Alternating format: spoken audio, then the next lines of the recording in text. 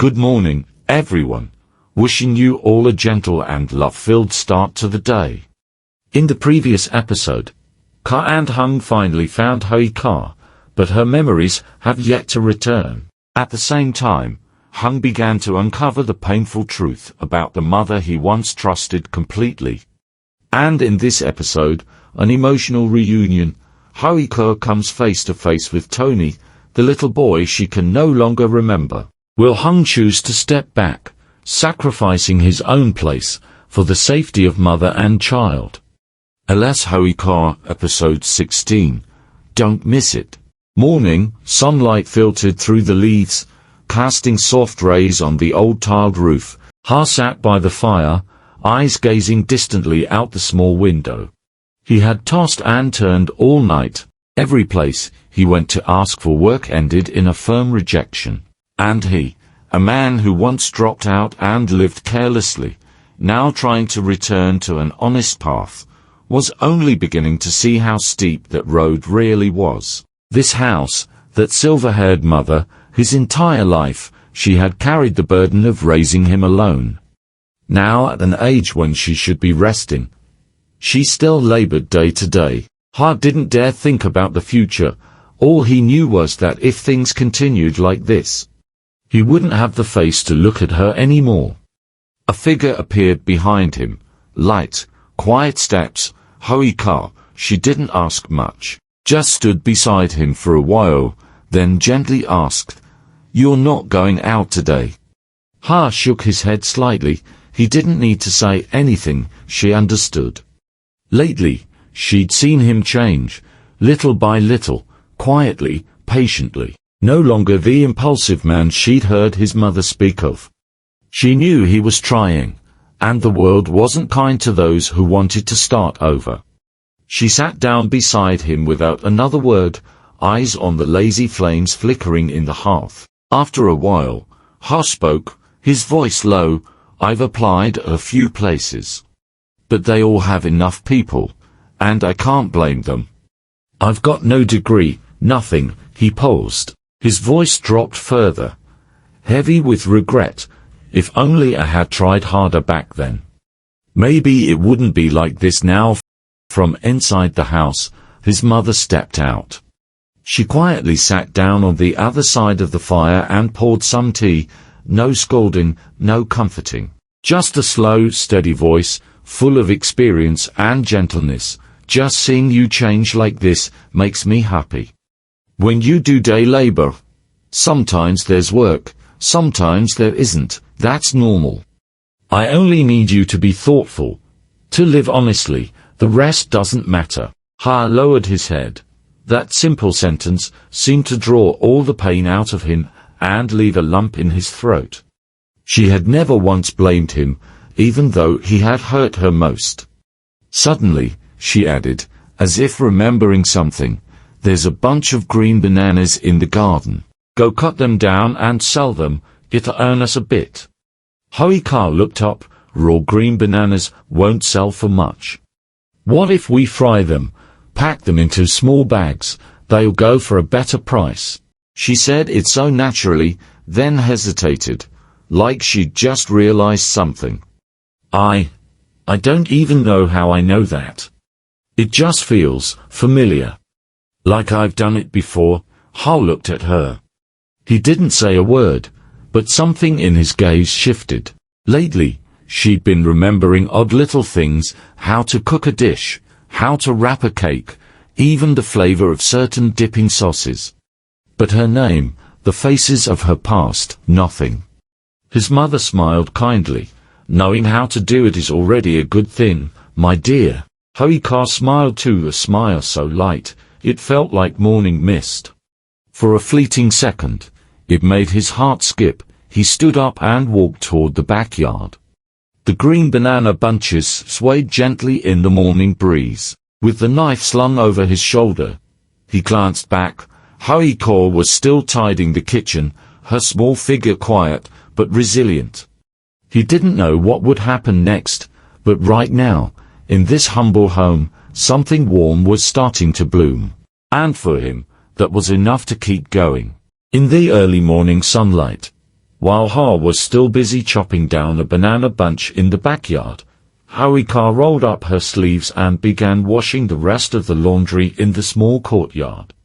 The cold well water numbed her fingertips, but she didn't mind. Her movements were neat and practiced, as if this task had been second nature to her for a long time, even though she herself had no memory of where she used to live or what her life had been like. Pants stained with mud, a faded shirt. One by one she scrubbed them clean, wrung them tightly, and hung them on the line along the side of the house. She made use of the bright morning sun, hoping the clothes would dry fresh and warm for everyone by the afternoon. When she finished, she washed her hands and walked back into the house. There, his mother sat on the wooden platform, gently rotating her shoulder, her face showing signs of fatigue. Without a word, Hoai Ca stepped behind her, gently placed her hands on her shoulders, and began massaging the sore spots. Her hands were thin and warm, moving steadily, as if she'd cared for elders many times before.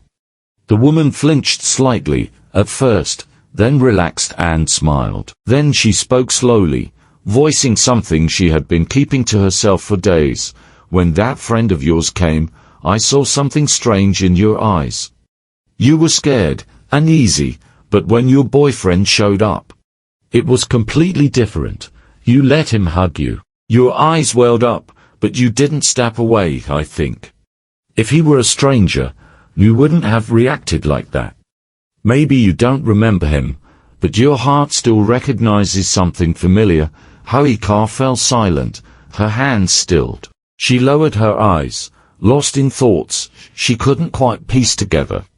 After a moment, she spoke again, her voice as light as the breeze.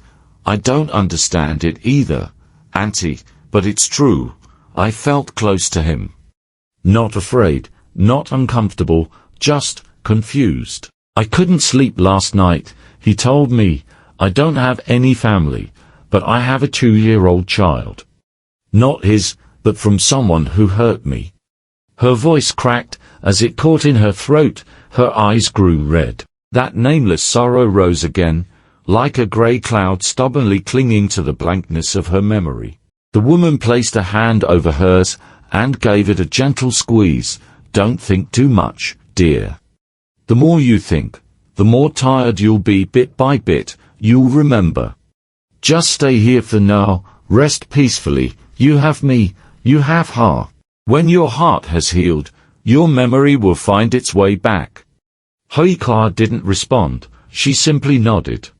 No tears fell, but something warm bloomed in her chest, something real, as she sat with these strangers who, somehow, cared for her as if she were their own. Outside, the first summer rain poured down, drenching the small courtyard in a blur of white.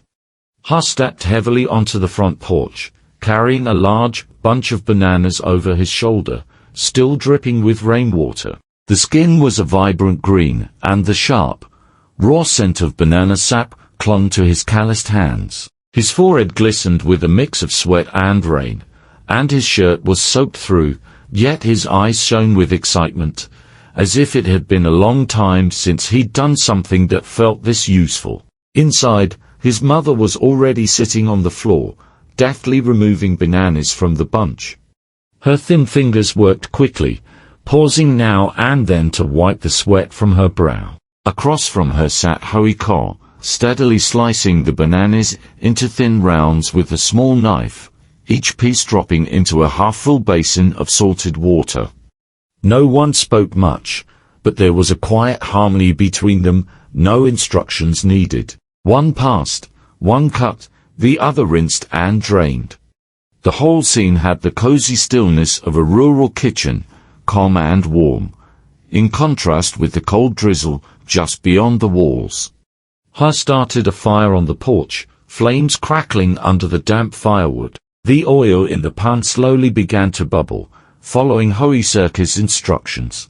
He used a large basket to gently drain the banana slices, trying not to get splashed. His hands, more used to hauling bricks or buckets of water, fumbled clumsily with the tongs, As the pan hissed and spat, as if teasing him, he dropped in the first batch. The bananas browned slowly, a few pieces burned at the edges, some stuck to the pan, and the hot oil splattered onto the back of his hand. He grimaced, blowing on the burn while trying to fish them out. Hoai Ca watched the whole thing and burst into laughter, her voice light and clear, like sunlight breaking through after the rain. "Here, let me do it before you burn the whole batch," she said, smiling. Without waiting for a reply, she stood up and gently took the tongs from his hand. Her slender fingers moved quickly and confidently, flipping the slices just right. The bananas floated up golden and crisp, and she drained them onto a paper-lined basket. In no time, the first batch was done, evenly fried, golden, and fragrant. His mother watched, fairly impressed. "Oh my, such skill, looks completely different now. Not to flatter you, but your hands, they're just so quick and capable." Truly the kind of hands meant for a good wife and daughter-in-law. The whole house broke into laughter. Ha laughed along too, though something flickered in his eyes, a quiet, unspoken something beginning to take shape. And Hoai Ca, she smiled sheepishly, still tending the bananas. But inside her, a strange feeling rose, one of peace, of familiarity, as if she had belonged here somehow, a long time ago. Evening had yet to bring rain on this side of town. The space in front of Hoai Ca's house was unusually quiet, as if even the sounds of nature were holding their breath, in reverence for the absence of its long-missing owner. Hung stood at the iron gate, the one he and she had built together. It felt familiar, but his heart was heavy, like stepping into a memory that had never truly ended. He walked into the yard. Grass had overgrown along the walls, and wildflowers bloomed in purple among the steps. He stood still for a long moment, eyes scanning the space, each corner of the yard, every stone step, even the small potted plant that she used to tend. Everything seemed to retell a story, where every detail tugged at his heart. The creaky wooden door opened. Inside, a thin layer of dust coated the furniture, but it couldn't hide the warmth of the life once lived here. On the wall, a bouquet of dried roses still hung in its old spot, the Valentine's Day gift he had given her, hoping their love would last, as gentle and enduring as the scent of those flowers. Just beneath it stood the wooden shelf where he once hid a box of chocolates, tied with a red ribbon, along with the note, "May our love always be sweet, no matter what comes." Hung walked slowly over, brushing his hand along the table where they used to sit. Memories flooded back, lazy weekends brewing tea together, little Tony toddling around, laughter echoing through the tiny room. They had once talked about having a wedding the next year, building a simple home together, and now he bowed his head low. His heart clenched, as if someone was squeezing it tight. Everything was still here, untouched, everything, except her memory. And he still couldn't bring her back. Hung took off his jacket, rolled up his sleeves, and began to clean from the kitchen to the bedroom. He swept each layer of dust like wiping away the longing in his chest.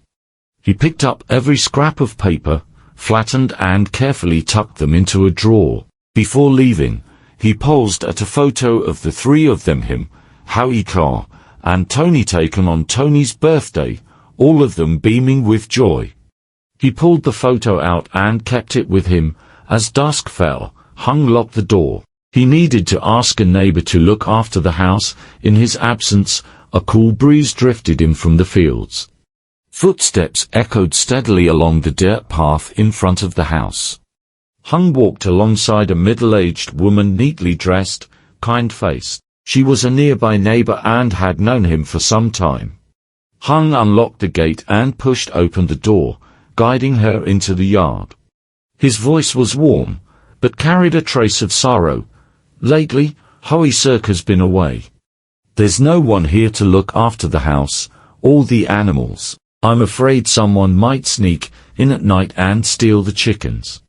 If you're willing to help me, I'd like to offer you a small monthly payment. It's not much, but I hope you won't mind." The woman nodded right away, her eyes sincere. "Of course. I live close by, it's easy enough to drop in. I can help you, don't need to worry." Hung exhaled, a weight off his chest, and then slowly began to explain everything he had prepared in his mind. "It's simple work. First, just help me tidy up the place a little. You can cook here too. Hoai Ca bought everything recently, from stove to pots, nothing's missing." He pointed to the garden. "As for the chickens, you can chop up banana trees for them to eat. I'll send extra money so you can buy corn, they eat a lot. The rabbits are easy, just feed them vegetables or leaves. Please change their water once a day." His instructions came slowly, carefully, as if he were visualizing every task: the corners of the kitchen, the banana leaves, the basket of grain, each step Hoai Ca once took in this space. With every word, his heart fell quiet, one beat at a time. He pulled an envelope from his pocket and handed it to her. "This has 3 million upfront. I'll leave the house key with you. I just need to gather a few things for Hoai Ca and little Tony, and then the house is yours to watch over." The neighbor nodded, eyes full of trust. Hung stepped back inside. The house seemed to hold its breath with every movement he made. He opened the wardrobe, carefully folding Tony's tiny clothes. Then the faded floral dress Hoai Ca used to wear, a few simple cosmetics, Tony's milk box, even the pair of slippers she wore every morning out to the garden.